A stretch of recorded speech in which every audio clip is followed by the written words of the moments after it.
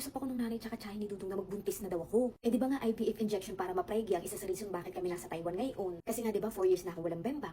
PCOS pa ako. Meron pa akong hydrosalpinx. Isa na ang fallopian ko kasi nagka-ectopic pa ako. Bihira lang naman ako nare-regla, hindi buwan-buwan. Eh di nag-expect na yung nanay ni Dudong at saka yung tsahin ni Dudong sa New York na mabubuntis ako at magpapa-injection na nga ako ngayon. Isa din sa reason kung ba't ako nandito kasi magpaparitoke ako ng mata. Magpapa-IVF naman talaga sana kami para mabuntis ako kasi nga ni-request ni Dudong. Wala naman akong paki sa kanila. Dito lang sa partner ko na si Dudong. Ang problema nung araw na dapat magpapa-IVF, ano ko naman may comment na si Mima naman nagpapaliwanag ako dito. Mira, ang ganda talaga ng Miss Chung Intense Whitening Soap mo. Grabe, mabango din. Tapos nagba-micro-peeling din ako. Buti na lang sinubukan ko sunod sunscreen naman. Ito tinutukoy niya ang Miss Chung Intense Whitening Soap. Ibababad niyo lang to ng 2 to 3 minutes. Ang lakas makaputi. Kasi may micro-peeling siya. Alam niyo naman, pag nagbalat kayo, puputi kayo. Wala naman ibang pupuntahan niyo. Talagang pagpapalit kayo. Minsan pag naliligo kayo, parang feeling niyo, ay bakit sobrang libagin ko. Hindi yung libag Mima. Balat-balat talaga yun. Ang ganda talaga nito. Lakas makapagpaputi. Huwag sa mukha ha kasi medyo matapang ng a little bit. Ginawa kasi ito para sa katawan.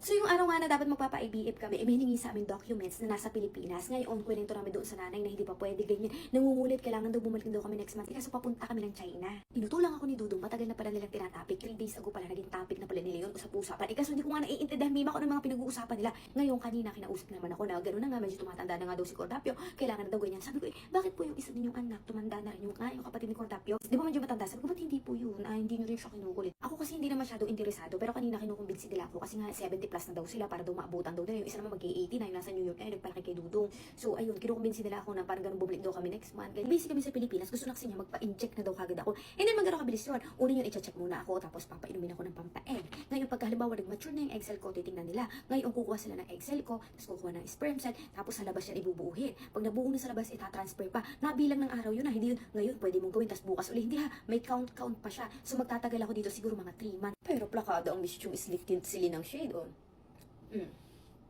Pak! Saan ka dyan? Normally, yung mga new generation ng Taiwanese ayaw na ma-ready, pero matatanda, tradition pa rin nila yan.